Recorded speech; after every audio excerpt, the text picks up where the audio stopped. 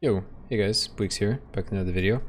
Going to be continuing our class guides. This one is going to be for the wizard character, which is like a mage type, fire mage.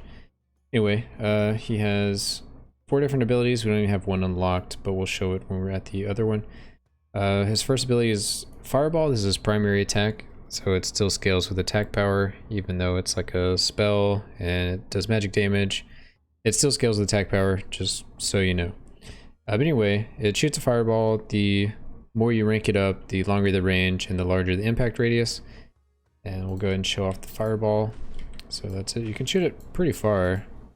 It does a pretty good range. If I throw it right in the center, I can hit both of them. His next ability is Fire Breath. This is at rank 1. That's what it's at by default when you start playing the game. I haven't ranked this up at all. So the wizard breathes fire in a forward cone, dealing 3 magic damage per instance. One thing this doesn't say, and that is if you're in combo, you can move while channeling this. So here I'm channeling it. If I was in combo, I could actually move my character, but right now I cannot. His next ability is Blast Wave. Blast Wave I ranked up to 4, but that's just basically because it triggers off of one of his other abilities. So you unleash a blast wave around the wizard, deals 30 magic damage. Enemies hit by the wave are confused and slowed by 60% for 4 seconds. The blast wave also destroys most projectiles. So there's the blast wave here. Does a big AoE, and as you can see, they're confused. They would also be slowed if they could move. So if we go over here to our actual skills, we'll show you how you rank them up and what his passives do. So the only ability we didn't talk about was the Meteor Shower.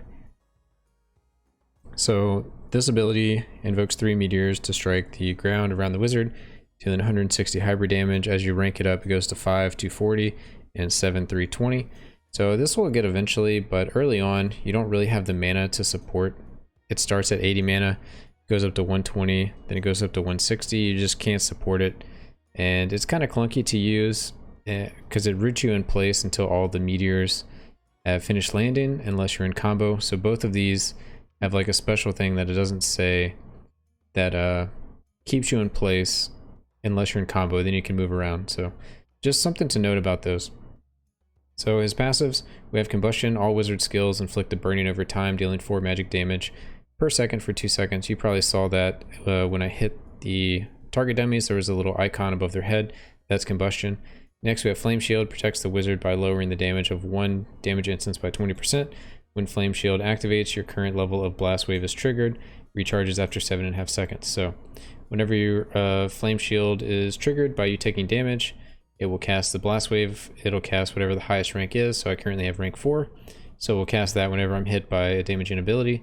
As you rank it up, it goes to 50% reduced damage taken from the first instance of damage, and it recharges after 3 seconds instead of the 7.5. And his last passive is Scorched Earth. All wizard skills leave a burning danger area that deals 8 magic damage per second. So that's another one you probably saw on the ground as I was using abilities. So if I put that here, that is the Scorched Earth. So anyway, as the way you would rank this up, it's pretty easy. Mostly it's going to be passives and primary with a little bit of Blast Wave. And I'll kind of break down the math. So your primary does 12 magic damage, but if you have Scorched Earth unlocked, you want to grab that because this does 8 magic damage per second, and it leaves it on the ground for quite a while, so that adds up to be, you know, a lot of damage. It looks like 2 or 3 seconds, and then Scorched Earth instead does 16 magic damage per second. So this does 12, this does 16, and it does into a large area, and it also works on all your skills. Your Blast Wave leaves it, your Torch puts it in that area, your Fireball puts it. So it's just very good damage. Definitely get these if you have tier 4, tier 5 unlocked. Then you want to go and get Combustion. All wizard skills inflict a burning over time, dealing 4 magic damage per second for 2 seconds. So, I mean, this one does 8 damage when it hits in addition. So this will leave something on the ground, does 8 damage. This does 8 damage every 4 seconds. For the Combustion, and that's just a lot of damage. You're doing 12 for the Fireball.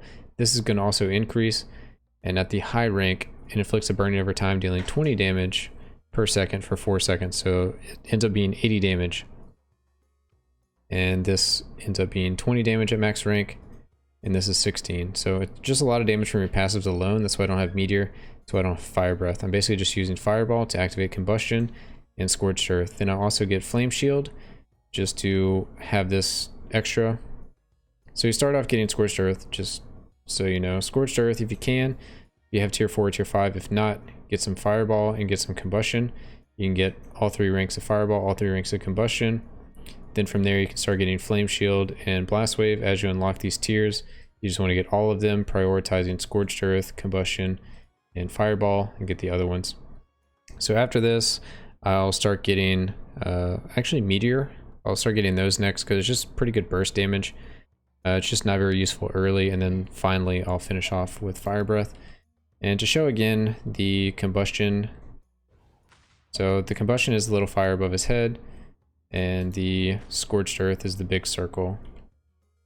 Okay, so that's talking about all the skills, how you want to rank them, how you want to use it. You're basically just pointing and clicking and putting this everywhere, hitting enemies, kiting, using Blast Wave if projectiles are getting close to you.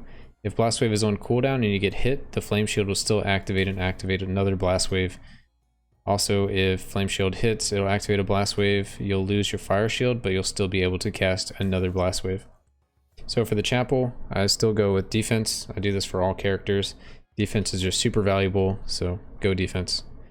Next, I go with Blessing of Mind. This actually doesn't matter this early on. The mana regen just doesn't matter right now.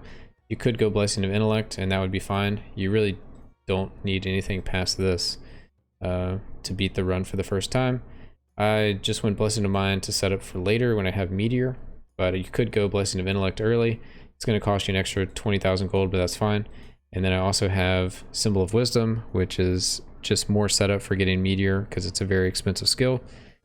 And then, you know, I've progressed the town, so I have Divine Hammer as well. But you really don't need any of these. You could pick Blessing of Intellect just to get even more damage, because that's going to be magic damage, ignores the enemy's resist. So that's going to work with your Fireball because that's magic damage. It's going to work with all your skills because it's all magic damage. Your Meteor is hybrid damage, but that's not really anything to worry about. Don't have Meteor currently. And then for drinks, you want to take, you don't even need Smelly Old Man because it's just mana regen. If you were doing some other kind of build, you could take that just for mana regen. I would just recommend going for ore gain and gold gain. Then you can also go with XP gain and additional movement speed. So you get those 4, and you're sitting pretty just with your movement speed, your XP, and your extra ore gain. And then lastly, for a 5th drink, if you want, you can go for the evasion. You really don't need any of this, honestly. You can get away without it, but while I'm doing a run, I'm also farming ore, especially if my town's not fully unlocked. So I would take those 5 drinks if you could. As far as items go, if you have rare items unlocked at the shop, you can go with Amulet of Kings. It's very useful in Act 4 against the Wisp, so I definitely recommend that just to make the run easy. If you want to go for damage instead of defense, I would go with Scepter of Kings. This just gives you skill power that's going to increase your combustion. It's also going to increase your Scorched Earth. So just nice all-around item. Other than that, I mean, you can look out for just anything that gives you HP because your HP is so low. It just kind of helps give you a little buffer so you don't get one shot. Other than that, the only other items that are really that good is like Robe of the Archmagi, which you get some skill power and resist. It's a good like balanced item. You can get some crit from something like Staff of Unstable Casting or something like Wand of Spell Piercing. Other than that, there's not really a lot else that benefits the wizard. You could try to get Gladiator's Net for maybe some cheeky disarms, but it's really not a big deal. Movement speed is huge. You can pick that up in the shop when you see it. And then Pot Helm is a good defensive item. Evasion items are always good. And that really kind of rounds out the wizard. Basically get HP, get some kind of defense because you have so much damage with the combustion, with the Scorched Earth, and the Fireball. You deal so much damage just from one little Fireball, and it does it in AoE, so everything is taking all of that damage. Anyway, also you want to use the Fountain. I just use like a general setup, but you can kind of adjust it how you see fit. General traps to take less trap damage because we basically have no health, so you don't want to take any unnecessary damage. Topple towers You really don't need this for a range class. You could disable that one. I use it for all my characters just because I don't like towers, but it's especially harmful for melee. Range, you can get away with it. You just have to activate your fireball, hit the tower, run away. Safe corridors, same kind of thing as general traps. You don't have to deal with traps. Movement speed is super important for the wizard, so try to keep this if you have the gold. Next, we have +2 luck. This is just going to help with crits, which your damage over time can crit, so it just helps you do a little more damage. Also helps with evasion and other percent effects like that. Plentiful gifts, it just allows imps to spawn more in your runs, and that'll give you either gold or XP. So I usually keep them on, especially early game, just to get that extra boost of resources. Monoliths are pretty good for the wizard. It's good for all classes. There's a good mix of defense and offensive ones. You can really just destroy some bosses if you find the right ones.